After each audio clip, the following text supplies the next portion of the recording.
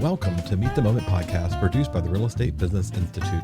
This podcast is an exploration of what today's industry leaders and agents need to know to be profitable, productive, and have fun. I'm Matthew Rathman, and I'm joined by co-host Kimberly Allard as we chat with thought leaders, brokers, and agents who can help agents meet the moment of change in the real estate industry.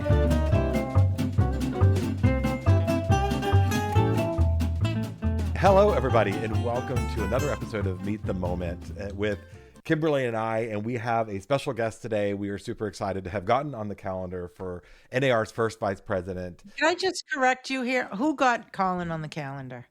You said we. It was me, right? Kimberly, look. Yes, Kimberly needs her kudos. She had the connection. She made the call. I didn't think you were paying attention. We're recording this at 4 p.m, which is right in the middle of your nap time. So I was really just seeing if you were. And right after my cocktail time. Yeah, I mean, it's realtor time somewhere. All right, let's, you know what, we're just gonna keep that in. We're just gonna let that go and go from there. Colin, how you doing? I'm doing great. Thanks, Matthew. Okay, well, we'll take care of that in short order. Kimberly, how are you doing? I am well. All joking aside, we have a super cool guest today, and somebody I'm really excited to hear more from, and I think our listeners will be as well. We would love Colin to just enlighten us with this so much happening, right, at NAR, and I have always had a tremendous amount of respect for leaders who volunteer and obviously become elected knowing what they're getting into, right? So we're super excited for our super cool guest today. I'm really thrilled. If you guys could see me, I have a face for radio, but if you could see me, you would see that I am just grinning ear to ear. Yeah, yes, with a terrier on her lap, just in case everybody's wondering. The microphone picks up a lot of noises, and so in case you think there's another person on the call, they are. Kimberly, since clearly I am just here for the technical side and you're here for the guest bookings, why don't we go ahead and get started? Why don't you tell us a little bit about what we're in for today?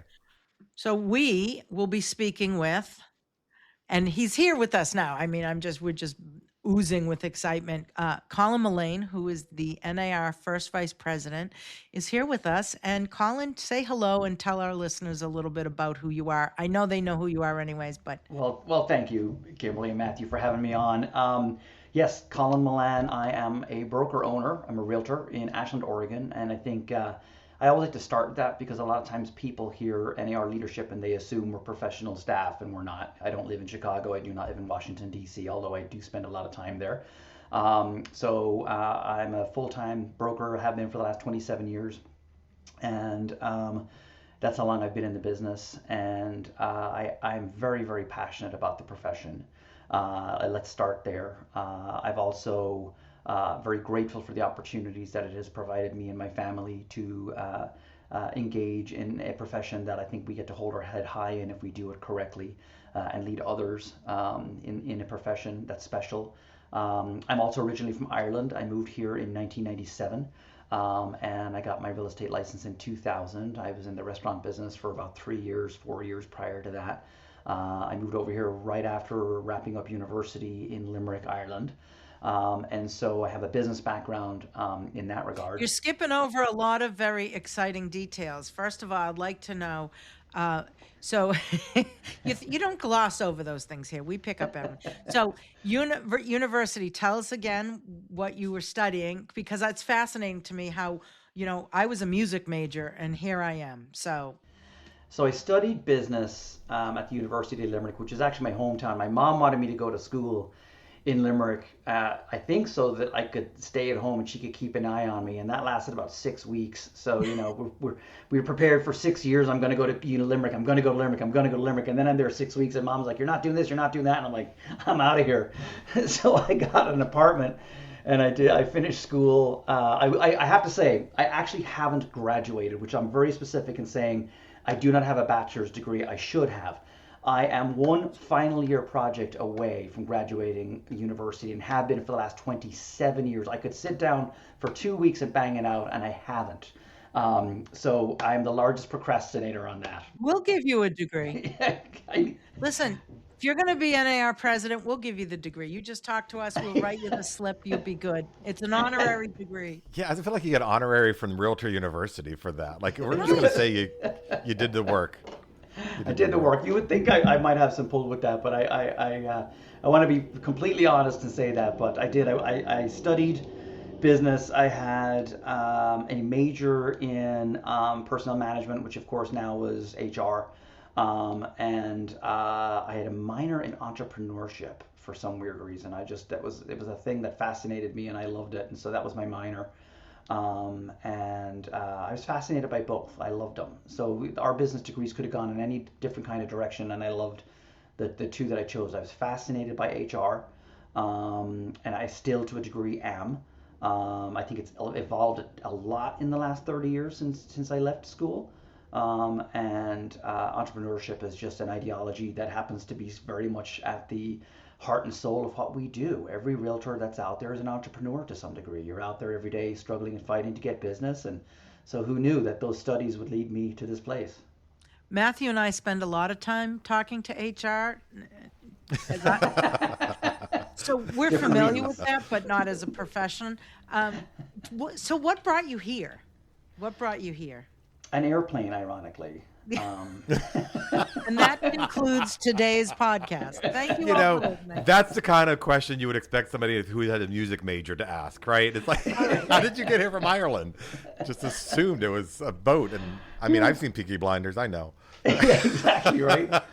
No, I've been asked that question before and I've given an answer and obviously in humor. No, my ex-wife is from Ashland, Oregon, where I live.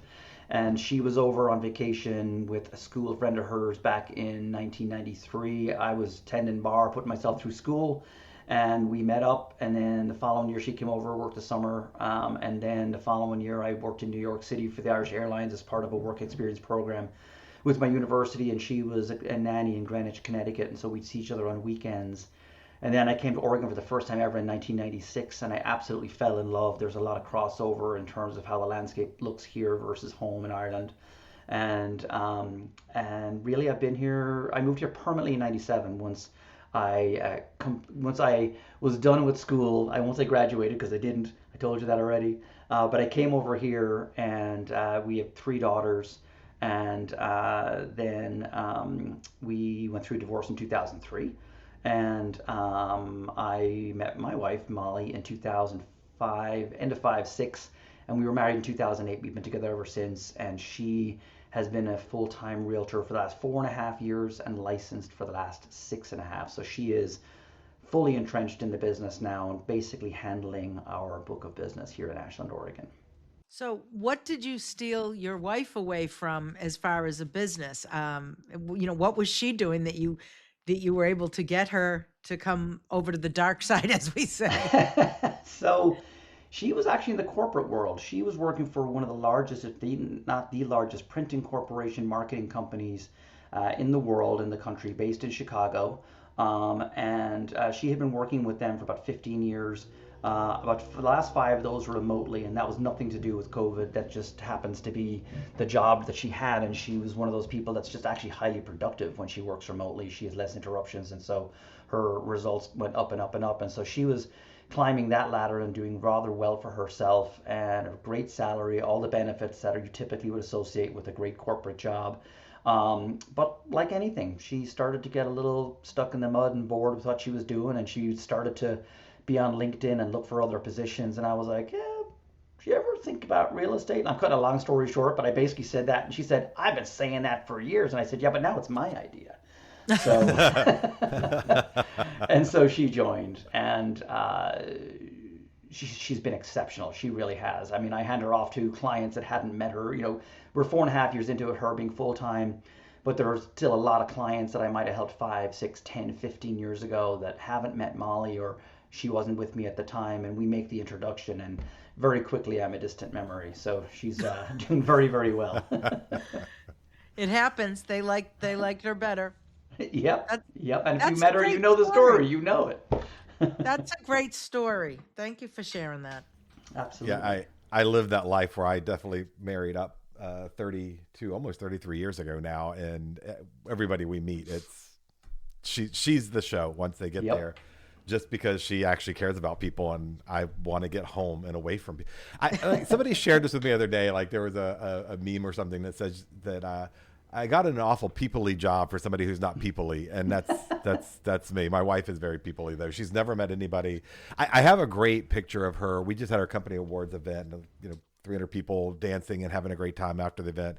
My wife is over with the serving staff, making them laugh and teasing them and joking with them, helping them clear tables and chatting with them. And I'm like, of course, because I'm looking for going where there's a dance floor, music, and whatever. But I can. So Colin, I love the story that you immigrated here. When I first met you, I couldn't tell if you were Irish, if you had a speech impediment. Either one. I'm glad it worked out for you. Wait a minute. Hold on, Mr. Matthew. Did you tell me at one point that weren't you in speech therapy or something? Okay, yeah. Okay, so let's talk about that, because I did share with you that I went through speech therapy. I still have a speech impediment. I worked through it. You, however, of all the hours that we have on the phone and podcasting and chatting, have never once mentioned that you were a band kid and went to college for music. We are going to unpack that in some future episode. This is going down. We're going to be between the speech impediment and the band nerd, right? Yeah, you are not getting away from the band. The band camp kid. We are going to get back to that at some point. I'm marking my calendar for that one. So back to Colin. Anyway, so this is this is how we roll. It's an ADD party. You just got to keep up. So yeah, so you come here in 1997. So I, for the past 16 years, the founder of my firm who adopts everybody when they join, he's from Ireland. I have been regaled with stories over and over again. He's consistent with them, and it made me. We were going to go to Ireland last year. We wound up going to France because there was an opportunity. We're hoping to go next year. It's a beautiful thing to see you come here, do what you're doing. You're going to be the president in a couple years of the largest member association in the world, largest lobbying group in the world. Coming here from an immigrant. I love that status. It's, may or may not be the story you want to tell, but I love hearing that and seeing that. And this is kind of what I think is one of the cool things about our industry. You have confessed repeatedly that you did not finish your degree. I didn't either. I took a lot of classes I thought were appropriate for what I was doing. I love the entrepreneurial aspect of getting up in the morning and not knowing whether I'm going to be my own HR. Like we joked about this earlier. I'm the HR person for our company because if you can't beat them, join them. I have enough experience in front of HR that I figured I should just go ahead and do it now. But you get to wake up and you can be marketing person today. You can be the boss of, a group and build a company. You can do lots of things. Tell me a little bit about what being a leader in all those different roles are, maybe a little bit about what influences your Irish background had, and how that kind of manifested here and your growth, story. So there's a lot to unpack there, obviously. I mean, and I still, we all kind of try and process where we came from and how we got here, part of the evolution of, just growing up, I suppose, or continuing to grow up in some of our cases, myself included. I think the thing that strikes me the most is how much gratitude I have for the opportunities that were in front of me as a professional in real estate that I had no concept of. So I was in the real estate business, and a friend of mine said, I was in the restaurant business, and a friend of mine said, who was also in the restaurant business, he just started to work as an assistant for a prominent realtor here in town. And he said, you should get your real estate license. And I remember saying, I think that's a terrible idea. Like, I hate sales. I've done it. It's just, I'm allergic to salespeople. Like, I couldn't do it. And then I laugh and I joke and I tell people, like, so I got my real estate license. But that's pretty much the truth of it.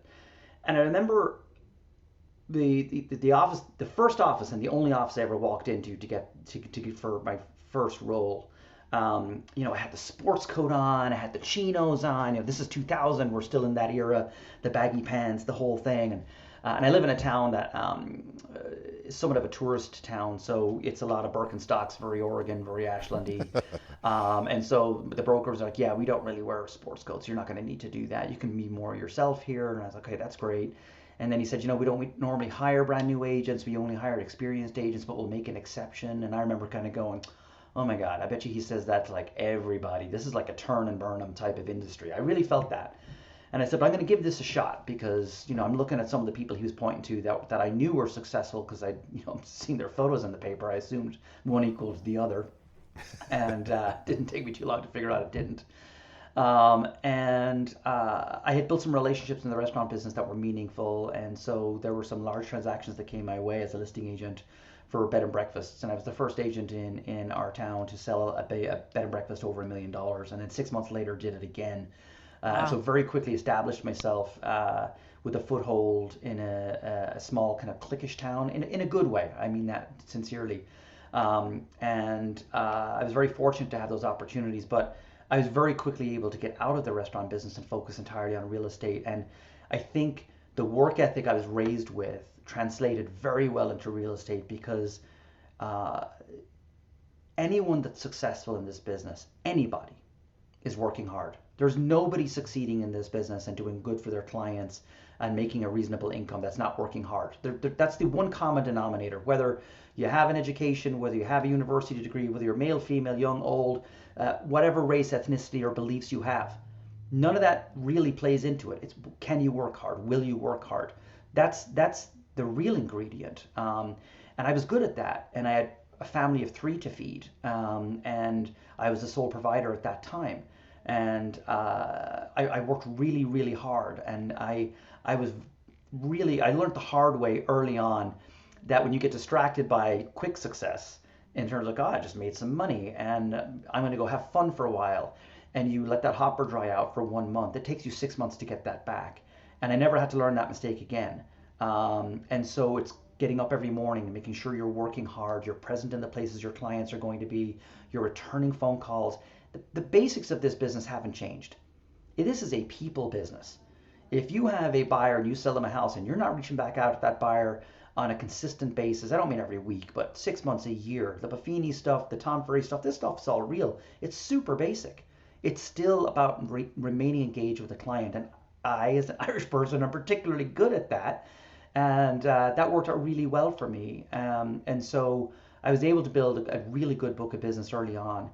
And I realized this was the important part. The snake oil salesperson, I thought, might be the thing that this evolved into. You can make a conscious decision to be as professional as you want to be.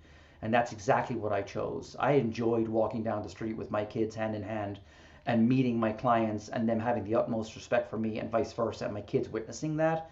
There was no better feeling to me than that. And that was a role model example to my kids that meant a lot to me. And so the level of professionalism that you can achieve by being who you want to be and shaping that is pretty powerful.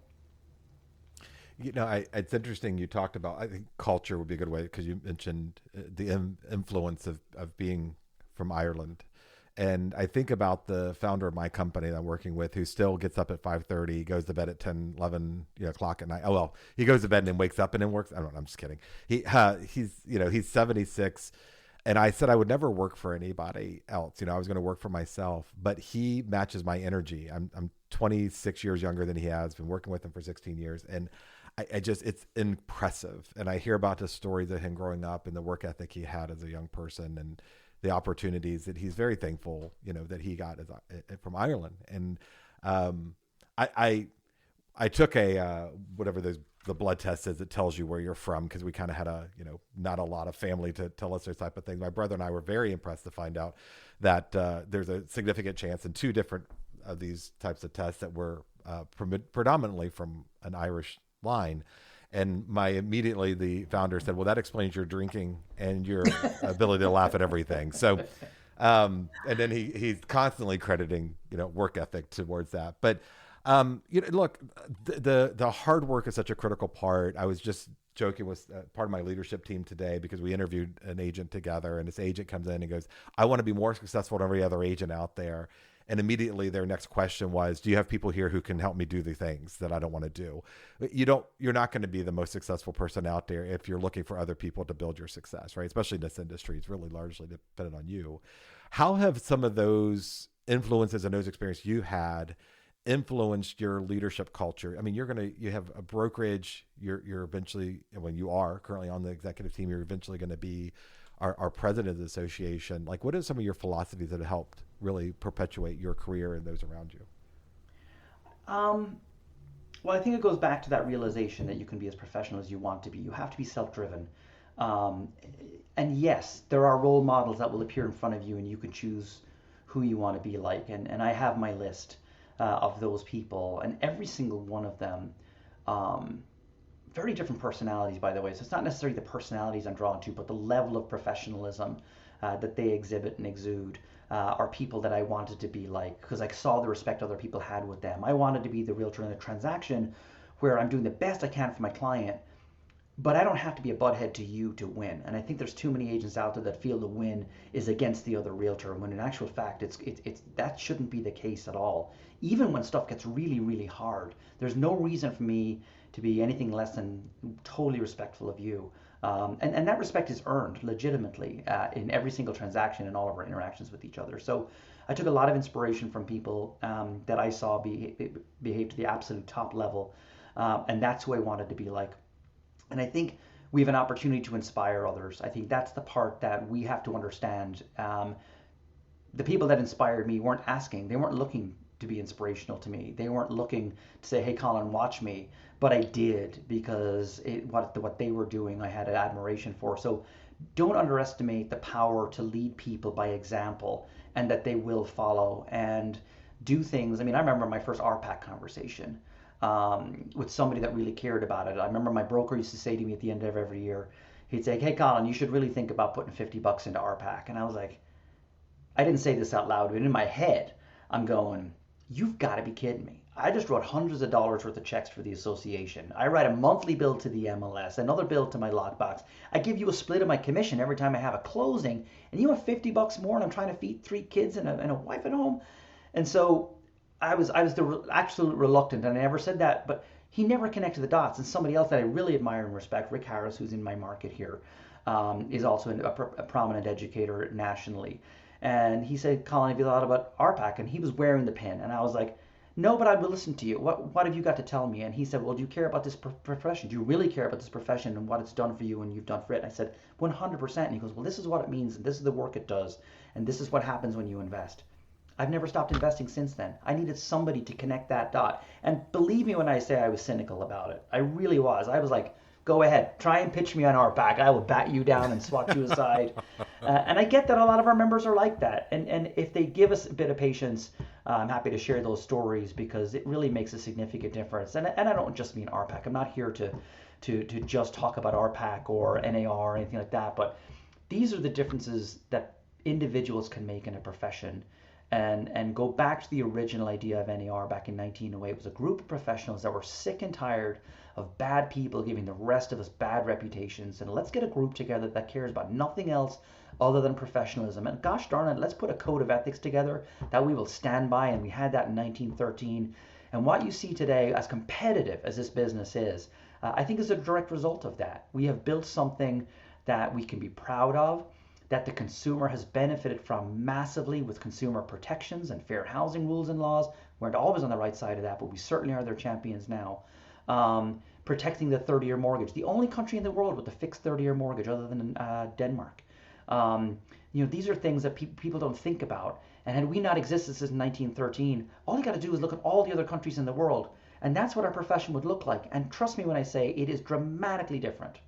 If you take, I've done this time and time again, allow me 20 minutes to walk you down the street of what it looks like in an Irish transaction or an English transaction or German or Australian or any other country in the world. And every realtor that I've mentioned that to goes, oh yeah, it's much better here. So I think the consumer would choose the same thing. If I had a magic wand to wave, I would bring the Department of Justice, the DOJ, who doesn't always agree with our business models, and say, let me show you how the consumer benefits or doesn't benefit in these countries that you use as examples where you think it's better. And I promise you, they would come out of that going, okay, you guys have done a good job. We have it good here in America. Let's work a little closer together on behalf of the consumer. I think that's where the wins are. And I feel like coming from you that actually, it means so much more because I think, wasn't it Australia, the example that they gave in some of the testimony that, well, if we had done it differently, this is how it would be like. And I'm like, really? When was the last time, any of us were down there to check that out? And it was a lot of posturing, I think, but for you to turn around because you have practiced in those areas and say, look, this is really what it's about. I mean, that carries a lot. I don't want to let the minute go by without reinforcing the shout out to our own Rick Harris, right? I mean, what a great guy, fabulous. And it's nice to hear that about our pack, because I don't think any of us really, I remember them asking me, and I said, same thing. I'm like, are you kidding me? I just realized that, I got to pay MLS and I'm already a board member. And it's like, I don't even think I understood the difference between an MLS and a realtor association. And, I had no clue until somebody explains it or until somebody experiences it. And, and again, the RPAC lovers are already out there. We already bleed the realtor purple, if you will. The people that don't know what we're talking about aren't really, we could say whatever we wanted, but until they walk Capitol Hill with hundreds, if not thousands of other people of left leaning and right leaning, but we're all there to lean into home ownership and those rights, they have not felt that power. They have not felt the goosebumps or the chills or whatever it is that you get. And then you come home and now you're writing your check because you're like, I want to be part of more of that. So I don't know if it's an addiction. It's like being an RPAC junkie. Who knows what it is? But yeah, I completely align with that. And I actually said to somebody once, I will write a check if you will stop bothering me. I'll write it now. Just go away. And then somebody said to me, they asked me to chair some type of meeting. And I said, how about this? How about I don't chair the meeting because I don't know what I'm talking about, and I'll write a bigger check and you can pick somebody else. And, they're smart. The people that come before us are smart. They're way smarter than I am. And I only hope, and I'm sure, and you're doing it now, Colin, you're sharing with people how you got where you are. And I think we probably both started around the same time. And, now we are the people that are sharing our stories with others and hoping that they see the same value that we do. But, lobbying is one of NAR's biggest, if not most valuable, right, benefit, according to our members. But what else helped you get where you are today? I mean, not only as a leader, but as a successful broker and, somebody that's been able to provide for a family. What other tools in the NAR family have you really said, wow? Well, let me. Can I circle back, because I think there's an important point to make with the lobbying piece. I wanted to close out because, like you, I had the ADD thing, and I'll forget about it, and we'll never go back to it. So I'll hit it while I have it in my mind. I think let's start with this. We don't understand in this country often enough. It's a privilege to be able to lobby your legislators.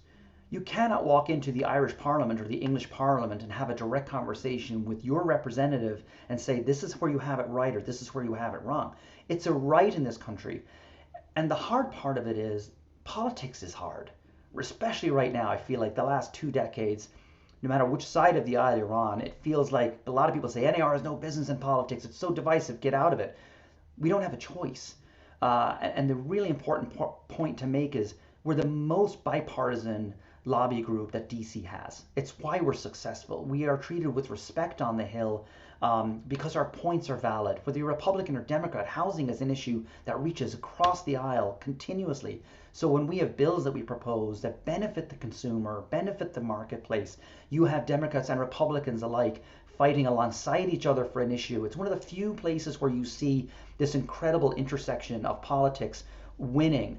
And so when our members say, oh, you just drink from the Kool-Aid because you're RPAC, there is something electrifying about being a big part of how decisions are made that impact our culture and our society around home ownership and property rights. And so, it is a privilege to be able to lobby them. So why wouldn't we? Why would we turn a blind eye to something that's been afforded to us through the Constitution and we're good at it, right? That's the other part. So that was the part I wanted to say, because people ask me as well, again, you're like, well, do you do that in Ireland? I'm like, no, we can't.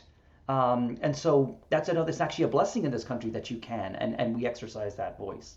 And now more than ever, we're seeing that it is a right, but it's a right that comes at literally a cost. It costs something for the lobbyists. It costs something for the soliciting attention and making things happen. And I mean, I'm an RPAC person, and I have been for a long time. I got all the pins lined up on my, my drawer. Then I had to buy 2 every year because I always inevitably forget one, and I need one of my shaving kit. but it's getting more expensive, and the wars are getting more challenging, in my opinion. And not just, and people were asking about this for the Department of Justice issue. That's not what we're talking about as much No. as mortgage interest deduction. You touch about flood insurance, like if not us, then who? Because we're the ones that are seeing the impact on the ground day to day for our kids and our clients and the people around us when they want to buy their dream home and they've been saving up for a while, and then they find out, well, it's going to be there's no federal flood insurance because nobody lobbied them. No one brought that story to Congress's face. So now it's going to be $10,000 a year because private insurance has to foot the bill. Like, again, no one else is going to see that impact if it's not us bringing that to them. So I think we could never do it alone. I mean, how would we, as we're essentially all independent contractors, and independent being the key words, over 1 million of us, I couldn't, even with the great resources we have as a brokerage, and I work for own a franchise of one of the largest, but that isn't enough. We have to speak with one voice, and with the power of that one voice, and for homeownership. And I've said this a long time, and I don't know where I got it from, but I got it from somebody way smarter than me, is there is no National Association of Homeowners. We're it. And if, like you said, we've said it a couple of times, if not us, then who? Well, and if you think about it, NAR does the things that, like you just said, we can't do as individuals. NAR does things that the state associations can't do. The state associations do things that the locals can't do. The locals do things that the state and the national can't do. So we all have these independent relationships that are interconnected.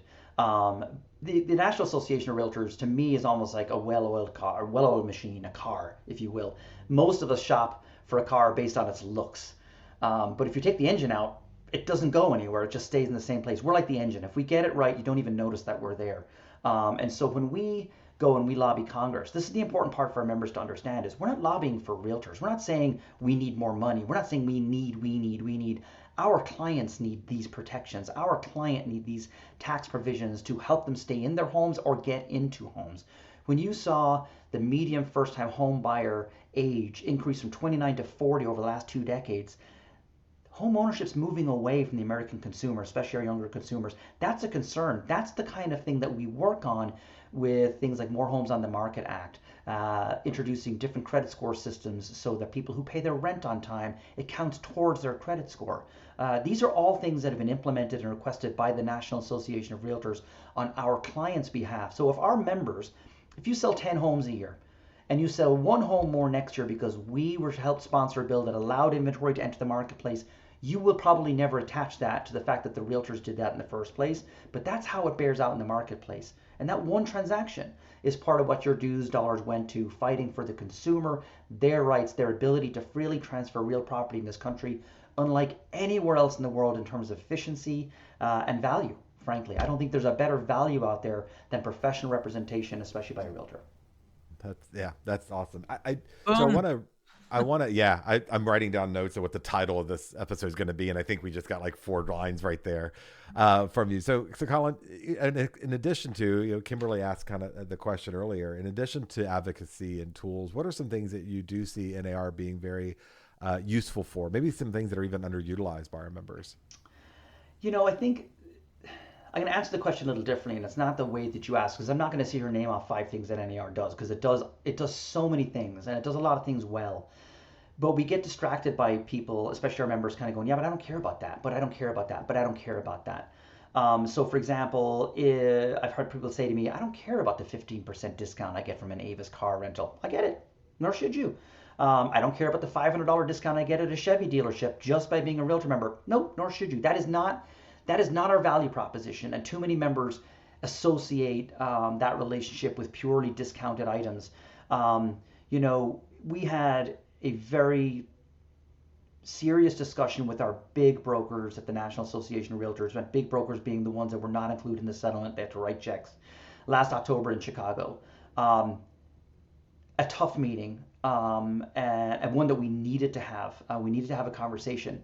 And for me, the most enlightening moments were the 2 things that they settled on that they, as big brokers, got the most out of the National Association of Realtors and saw value. Number 1 was the advocacy. They also said we can't replicate the advocacy. Even if they have 200,000 agents in their firm, they can't replicate the advocacy efforts that the National Association of Realtors does. So that was number one. And the second one, I was somewhat surprised at, but not when I saw the data points. It was RPR, Realtors Property Resource. How many of their agents use it? And we had statistics that showed us this person, this many agents, don't just log in, but actively use it. So we have metrics of all kinds of levels of RPR. And about 37% of our members use RPR. You might say, well, only 37? Guess what? 37% of people are doing most of the business. And that's where they're using those tools. So if you just start there, you've got advocacy that we're doing something that you can't do. We want to do it on your behalf so you can go list and sell real property. You shouldn't be needing to worry about advocacy other than telling us the things your clients are telling you so we can take those stories to the hill and make sure that we make this as good as possible for our consumers. And then the RPR piece, I mean, that's $11 or $12 per member per year, $1 a month. And I hate the coffee analysis. I'm not even going to do it. 8 cups of coffee. It's not. But for $12 a year, it is a pint of beer. It's not even a pint of beer if you're at an airport. Those things get overlooked, and companies have spent millions of dollars trying to replicate or invent a version of RPR for their company to have it branded. And RPR has done a really good job at saying, hey, don't do it. We'll let you brand it. We'll actually let you brand it in-company, in-house. We're building relationships with brokers. So those are the two top things that I think are the most boots on the ground value. And then you could go hang a million things on it after that. But I think if you got nothing else from the National Association of Realtors, I think the advocacy is absolutely key, and that happens at not just the national but also the states and the locals. We have local municipalities trying to push through bills that relate to housing and density and taxes that we go fight, and we support those locals in those states, and those are big wins. And oftentimes we'll go to a state and we'll put significant resources there because we know if we don't solve it in Massachusetts or in Oregon, it pops up in Texas and it pops up in California. So the faster we can get to the root of the problem and defeat those pieces and the successes get marked down, the better it is for our members and our consumers. I don't think we've done a single episode where RPR doesn't come up. And for the record, we aren't sponsored by them, but I think I am going to send an invoice over to Reggie because we're helping market this thing. I want to just say about RPR, it's not just that tool. RPR actually embedded ChatGPT in it earlier than just about any other product out there. I mean, they saw it, they added it, and now there's just a tremendous amount of marketing tools and resources and assets that are manifest in there. I also want to add about the RPR thing is that in a climate where some practitioners are working to erode MLSs, which to me is quite scary because of the value in the historic value, the database of information, the valuation tools. I mean, I don't think we need to have a conversation on the value of an MLS, but in a climate where those databases are now essentially eroding in many cases intentionally, right? Not themselves, but by others. How lucky are we that we have a national platform to kind of pull in all these other service providers? I did a class the other day and I said, count on your hands how many tools you don't have to go to a different browser to open or subscribe to while I'm doing this. And somebody came up with 11.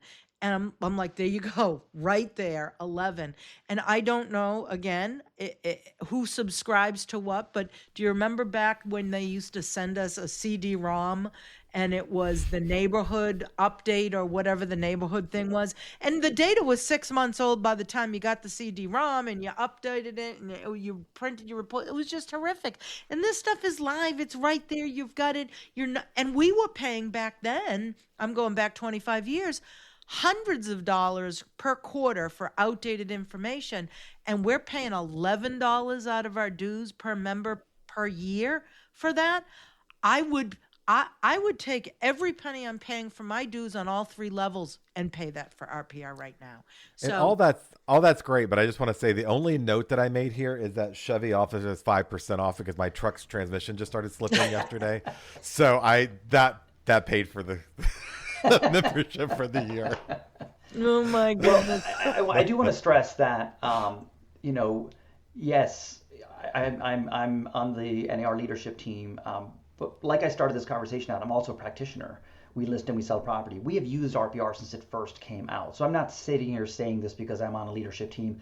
They haven't given me a responsibility of like, go talk about it as much as you can. We need more subscribers. I've never been given that mission.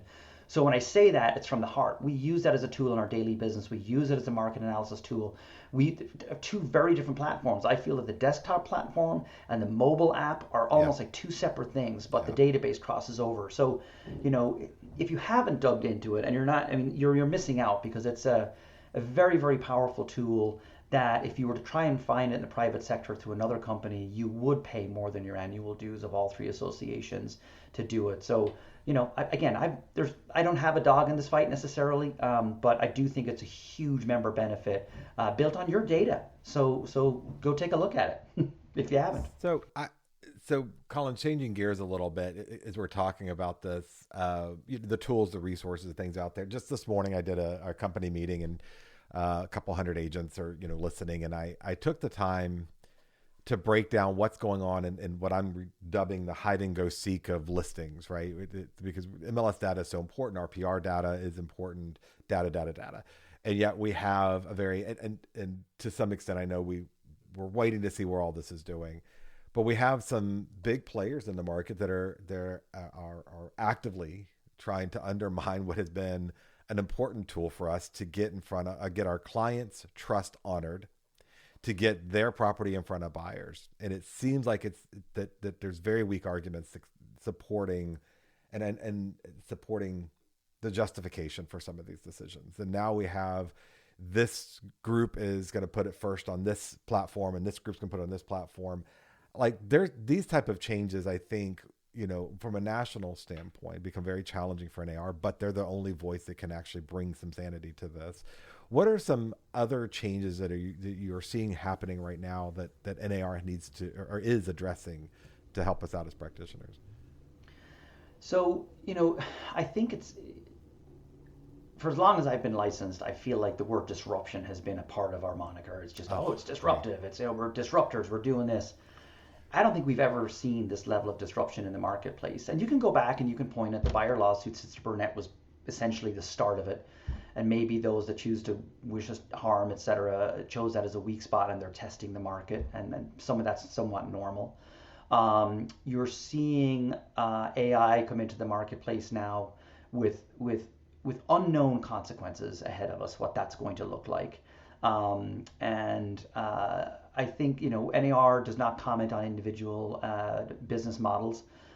We've had, always have supported realtors regardless of the business models they choose and where they're from. I think the question I have is, where's the consumer at in all this, and who's got the consumer's back, and who's the fair arbiter of that, right? So if you're getting 4 different people saying, well, I've got the consumer's back, no I do, who's going to be the judge of that? At our core, I think we know the answers to these questions.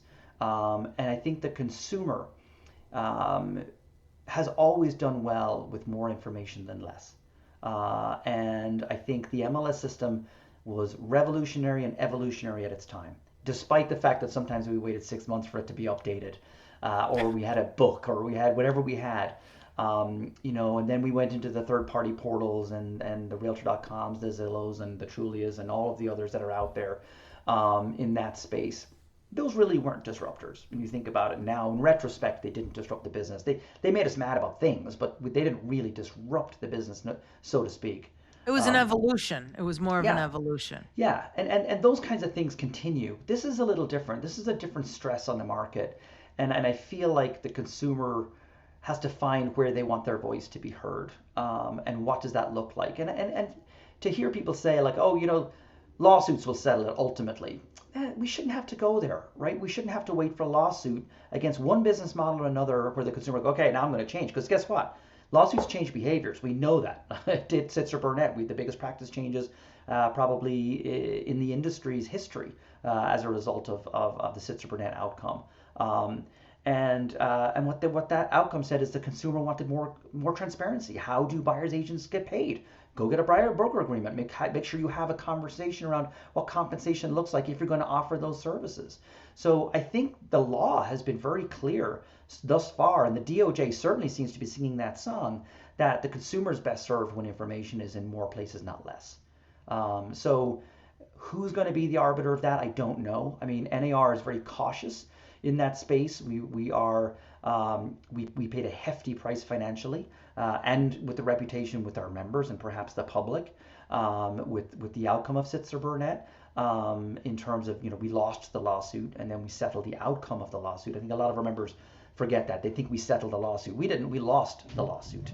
We stuck in there till the end and we lost it to the tune of $5.6 billion that we were able to settle down to 418, and the practice changes, which were significant. I mean, that was a big hit for the association. Which, by the way, we should be thanking people at NAR for doing and not complaining about it. Because as I've said, NAR has never once told me to do the things that we were all accused of. And if any of us did any of those things, and I'm not saying we did or we didn't, but if we did, it was not at NAR's instruction, yet who's paying the bill in most cases to settle that, right? So thank you is what we should be saying. And it's interesting when you look at some of these like Facebook groups and stuff where agents are talking, it's hard to argue that some of the allegations didn't, whether they were being executed on, there was evidence from our own members saying things that they should not be saying or doing on there.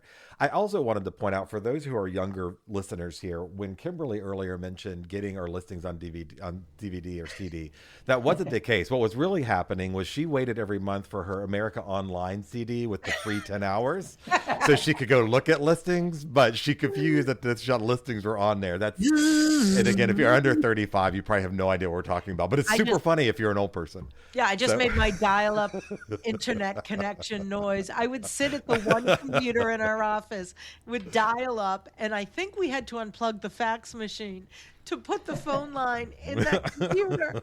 Oh my gosh. How sad is that, right? AOL free 10 hours that just came to you. So Colin, I'm sorry we jumped in there with our own narrative there. Nonsense. But thanks for hanging out with us today. He's already regretting it. Unfortunately, we don't do video just for this reason, where he's just shaking his head and hand over his face. I love the fact that you're talking about this disruption, because this has been like I've ranted about this before. Like, we hear about disruptors all the time. Haven't seen any disruption. We're still doing basically the same business. However, with the things that you talked about, the ubiquity of AI, the multiple portals and all the data, it seems that not only do we have a more data craving consumer base, there's more confusion and nonsense out there, which is driving them back to a human guide to help navigate that thing. How is, again, going back to let you finish what you were talking about, NAR's role to help us navigate the noise and the confusion out there, I think is very, very important to us. So please do continue sharing what we're seeing happen at a national level. I think that NAR competes with a lot of people for our members' ears, if you will. Your brokerage wants, your ears. Your title companies want your ears. Your clients want your ears. Everyone's competing for that space of your attention. NAR has always been a superb provider of education. And I think sometimes we just get cast aside and but you're always trying to push things on us. You're always trying to give us this. You're trying to give us that. It's worth slowing down for a minute and looking at what we're trying to share with you, because it is pieces around understanding how AI is going to disrupt you. And so we're independent contractors. So that means we're all very opinionated and we like to be our own boss. And we kind of reject it when people tell us it's going to be different than what we expected or we think it's going to be. So I saw a really great piece. I don't know if you know Laura Monroe. She used to work with Inman. I don't know where she's at now. I don't know her personally, but she put a piece out last week, and I wanted to mention her name because I don't want to make her, if she hears this, to think I stole it. But she put a piece out there that really made me think and about how AI is going to disrupt your business. And it was more along the lines of, it's not in the ways that you think. It's not like the client can use AI instead of you. The client's not going, how do I buy a house without a real estate professional? But what the client is doing, and I know this for a fact, and it was really well put, is you're in a transaction and you're offering 1.5 on the $1.6 million house, or 300 on the 4, and whatever it is, you're offering a different number. And you go back to AI and say, my realtor says, or my real estate agent says, I should only offer 350, but I'm feeling more like 300. And AI responds like, you might be right. 300 is not a bad place to start, because if you start there, then you go. That's where the disruption is happening. They are second guessing the professional decisions that you're making, because AI is built on purpose to be affirmative to our questions. It's not saying, you know what, Matthew, you're wrong. You need to trust your realtor. It's saying everything you ask it is going to be really nice and say, you know what, you might be right. You might have a point. And we're not used to that yet. And so our clients are utilizing AI in a way that's undermining the professionalism by which that's built on years of experience and market knowledge. And I don't think we're thinking about that. And there's an opportunity there to talk to our clients from the outset. Do you have any form of AI, ChatGPT, Gemini, whatever it is? Here's what to look for because you're going to want to do this. And here's what I'm going to tell you. I am the expert. You're driving the boat, by the way. If you want me to make a decision, I'll make a decision. You instruct me. I'm your realtor. I will follow your instruction. But understand the limitations of AI. That was really meaningful to me. And that's the type of information that NAR is trying to research and send our members so that we're thinking critically about where these disruptions are coming from. So if you hear about a class coming from, for example, one of the two of you around AI, around this type of subject, that brings meaning to the member. Because if the member now is armed with that information, they're going to be a much better tool for their client than they are in the absence of that information, if that makes sense. So I think NAR has done a great job at transmitting information in tough times to members. But are the members trusting NAR and saying, you know what, I'm going to keep going back there because that was good? And that's the trust we're trying to build back on multiple levels. But that's who we are right now. And I think if the members give us the chance through our professional educators like yourselves, I think there's a really good chance that the members will be better prepared for whatever that disruption and changes looks like. But you can't stick your head in the sand. It's not going to work. AI is too big.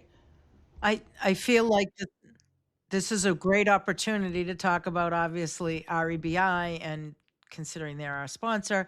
And, this is exactly what we're here for. The institutes, societies, councils, and NAR. Obviously, that was just a great tie-in. But I'd like to just speak, and Matthew's, my AI guru, and most of ours, anyways. But I just, I'd like to say about AI, and it just happened to me this week. I was working with the team member and the buyer, excuse me, who has lost a couple of offers, said, I went to AI and AI told me to do this. And my team member said, I'm not 100% sure how to answer this.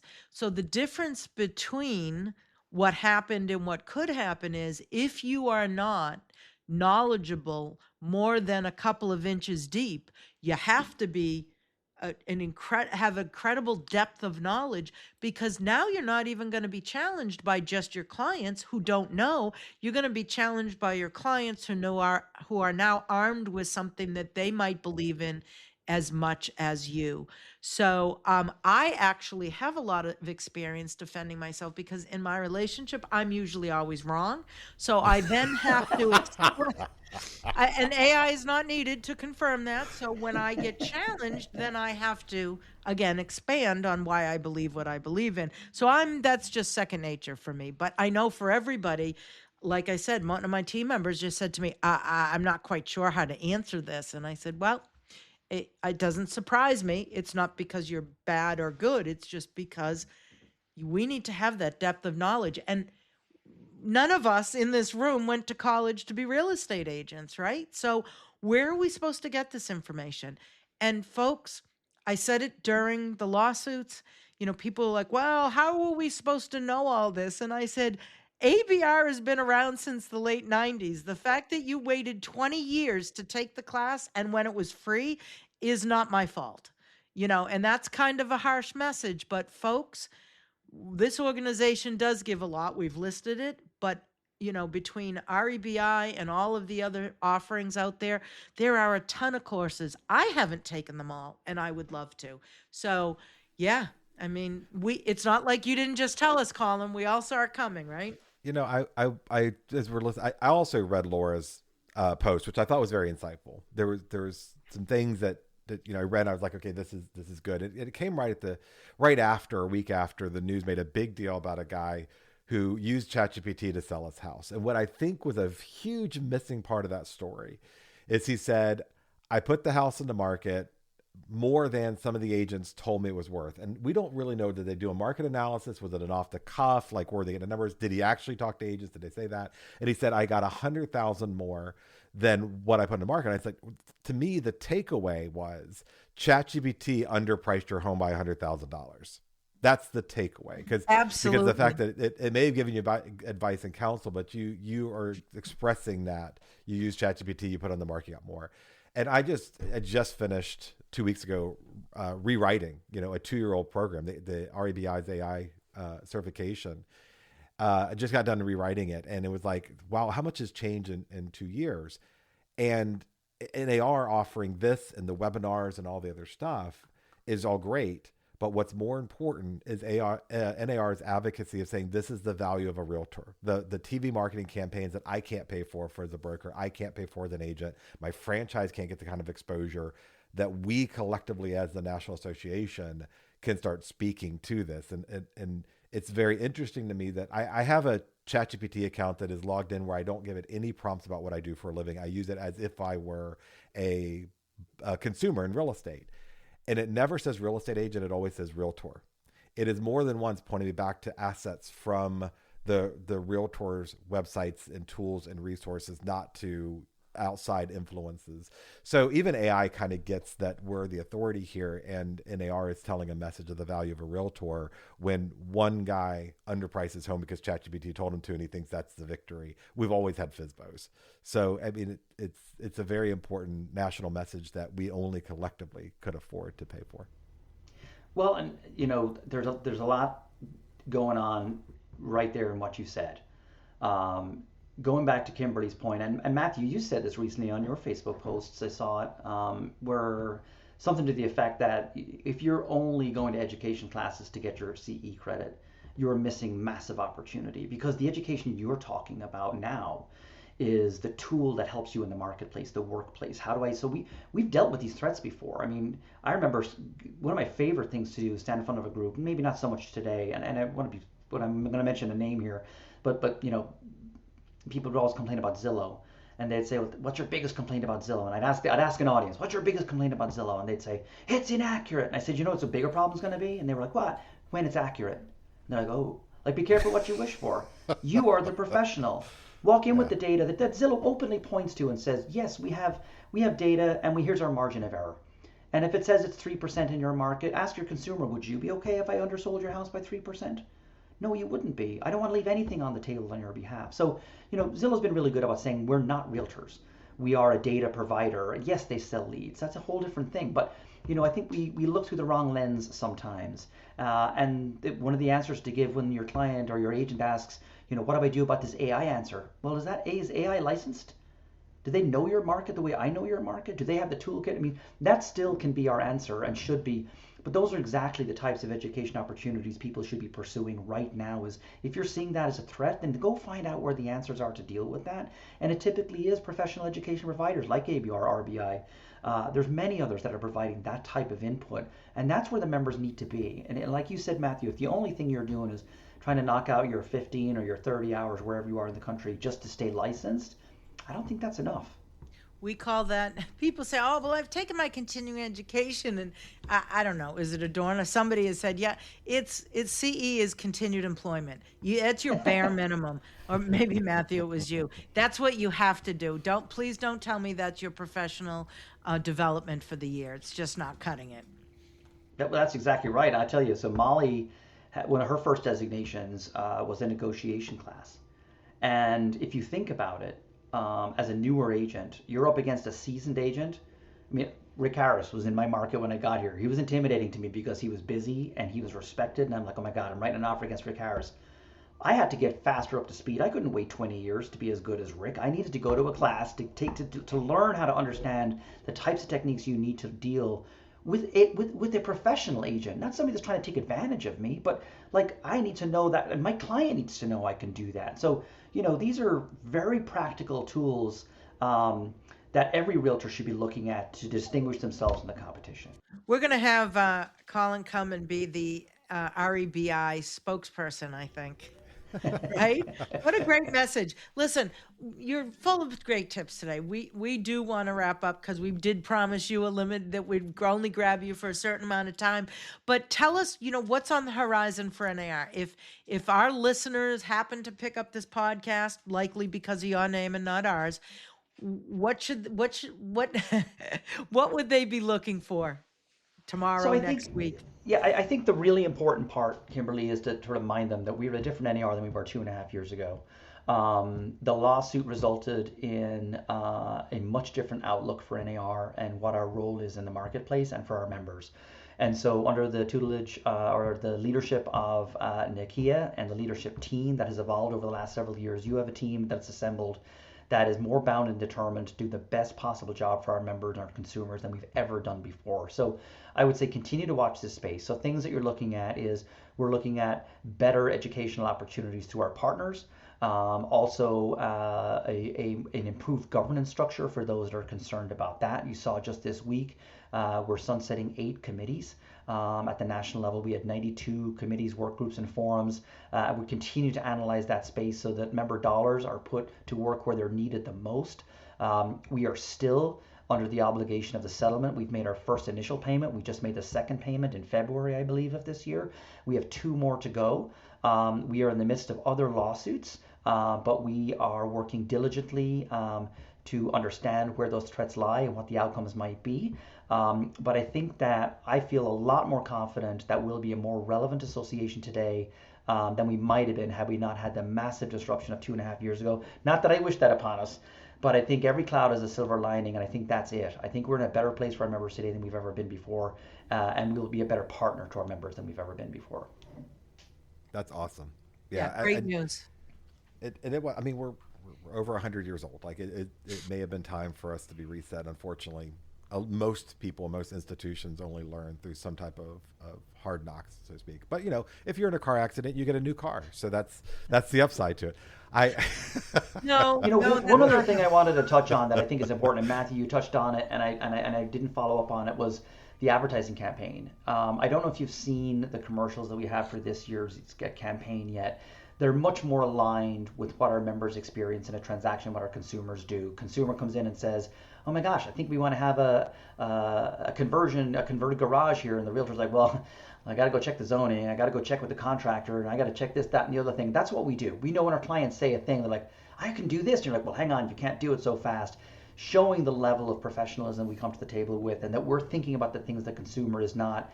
And NAR is obviously playing with a different budget than we have been previously for the advertising campaign because of the obligations we have to the settlement. But if you look at how much more intelligently we're utilizing those resources, we are targeting audiences in a very meaningful way based on demographics and where they're going next, whether they're move up, move down, first-time home buyers, targeting those markets where dollars go further, and moving away from network TV markets more to the online platforms that frankly our consumers are hanging out on. That also gives us data that's trackable. For the first time ever, we're able to see direct results from advertising campaigns and specific ads and say that had an impact in that market, that had an impact in that market. And so much more meaningful and intelligent marketing. We have a new marketing comms director, Bennett Richardson, who's doing an amazing job with that. And if our members haven't seen it yet, keep an eye out. I think it's a really great campaign. That's great. So I'm past president, Kimberly's past president of our organizations and local and state and regional, and like we talk to lots of people who have been through the leadership ranks, and I think all of us hopefully have some legacy as a group, not as an individual, but as a collective. Like, what did our team do?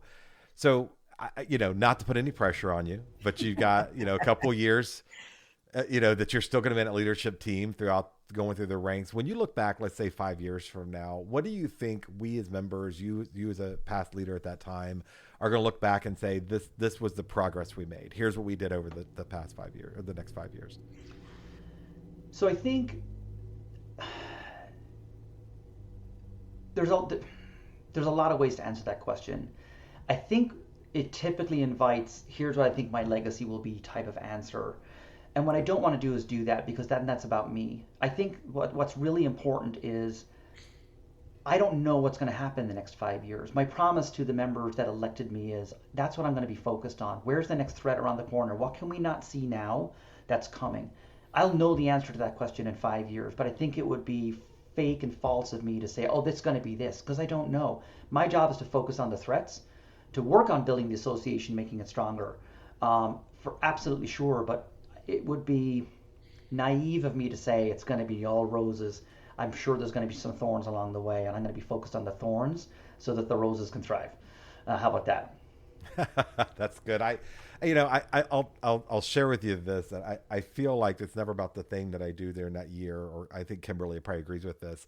Other than we planted the seeds for the next generation of leaders to be able to adapt, in this case, to change. I think that's the new norm for us, and I do see NAR making headwinds. I don't know, whatever the colloquialism is, into helping us navigate change. And what you said is exactly what I hope any of our leaders are going to do, is look out for the next danger so we can prepare for it, and then put the position and the organization in the right position. I think you and the team are doing a great job.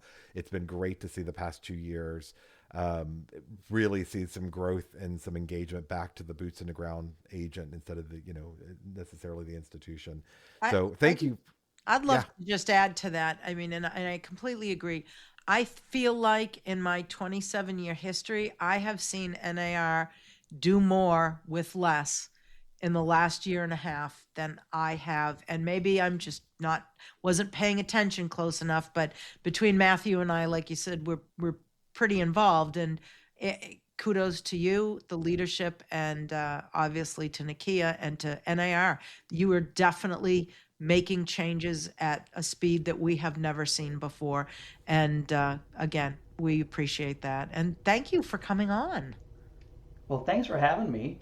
I really appreciate it, and hopefully we'll get to do this again, and we can continue to check in and see if we're getting it right or getting it wrong. So, hopefully we're getting more right than wrong. I think the next time, so Rick Harris is a friend of ours. He's been a guest on the podcast before. I think the next one will be the four of us. Just you and Rick can talk about how you're no longer intimidated by him whatsoever. And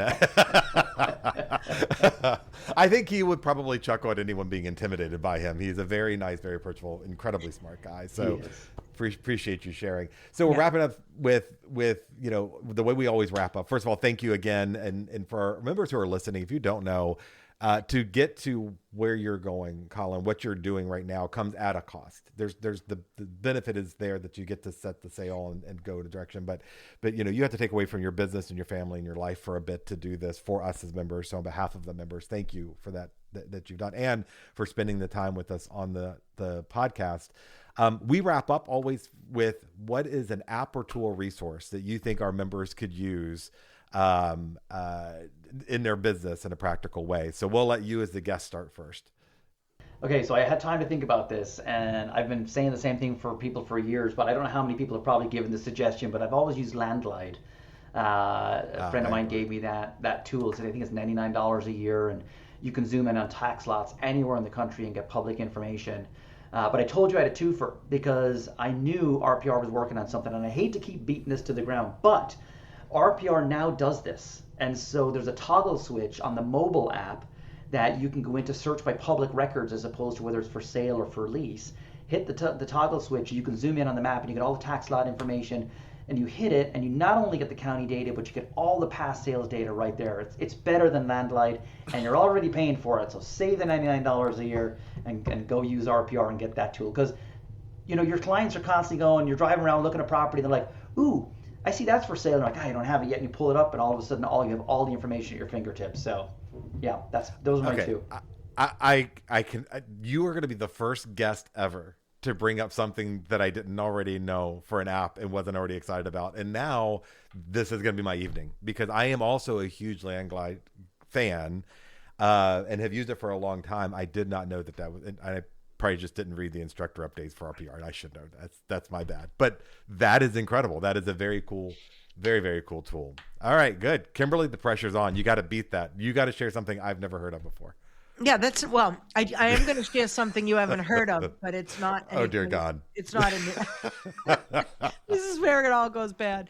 So, I Colin, you're talking about RPR. I couldn't agree with you more. It's just amazing, especially as we're road warriors and we need to have things on the fly, and you can't say, oh, hold on, let me look that up. So fabulous. But I also talk a lot about Forewarn from a safety standpoint. And many of you have already heard me talk about Forewarn and the benefits of it. And, obviously to identify somebody or that you are talking to the person says who they are, that, they are who they say they are. But I did hear So this isn't a new app, but I did hear when I was teaching this week out of state, I'll just say it was out of state, that some of their realtor members might have been looking up celebrities and got banned from the app. So, to our realtor members that may be thinking of misusing it or using it for nefarious intent, don't. Don't. You will get banned, and it's a free tool. So now you have nothing. So, no looking up people unless it's for the legitimate purpose of the app and your safety. Yeah, That's for my the- tip. For full disclosure, it's free for some states. Some state associations or local Yep. associations have presented it, so it may be free for many of you. If not, it's still worth. I think it's like $100 or something. I'm gonna share an aspect of that too. We were talking about before the show. We have some HOAs in our state. I'm in Virginia. DC and Maryland are the same, but I don't think they have the same rules. Where a homeowner or a condo purchaser cannot purchase if they're a registered offender. And so the agents, we have shared, like, you can use the app to look that up to see if your client even, well, first of all, you should have looked up your client before you start working with them. But they may be certain classifications of criminal history that may ban them from living in a community, and forewarn may be the first glimpse you have at the fact that they may not be able to live everywhere. Okay, so mine is nowhere near as cool as these two and not as surprising. I have been a very long time user of Apple Notes. I have recently switched over to Obsidian, which is an incredible second brain tool. We are required as agents to remember a lot of stuff, and not necessarily remember, but know a lot of stuff. And I find it very useful to use second brain systems like Apple Notes for a long time. Now Obsidian, used to be Evernote before that. For about 12 years, I was an Evernote guy. To remember things about our clients, to be able to recall this information, to have a place to save ideas and thoughts, whatever. My biggest impetus for switching to Obsidian, which seems a little overwhelming when you first do it, it's not. And you can import your notes from every other platform into it, is it actually ties into my Claude Anthropic. And so now I can power my AI assistant through my brain dump of now almost 15 years worth of notes and thoughts and tools and resources, and it can actually go take action and do things on it. It's very cool. Go look at it, and it's free for the most part. You can sync through other places. You can sync through them, and it's a couple bucks a year, or you can use Apple's or Google's cloud drive to sync. It's great. So there you go. You guys got a lot in that last 5 minutes of things to go play with. I will, instead of going to dinner with my wife like I told her I would, I'm going to be walking around my property looking at the Land Glide version of RPR today. So thank you for that, Colin. Colin, thanks for hanging out with us and for laughing with us and giving us some insight on what's going on at NNR and getting to know you better. It was great. We really appreciate it. Thank you, guys. Colin. I appreciate it. All right, and we're out. Thanks, everybody. The Meet the Moment podcast is a production of the Real Estate Business Institute, an affiliate of the National Association of Realtors. Special thanks to CEO Jenny Scheib and to Dan Shea, our editor and content producer. The views and ideas expressed in this podcast are not necessarily shared or endorsed by RPI. All recommendations made in this episode were merely provided as best practices. The practices of any realtor are subject to the Realtor Code of Ethics, the laws and licensing jurisdiction, broker policies, and competent legal advice. Visit www.rebinstitute.com for more information, resources, education, and upcoming events.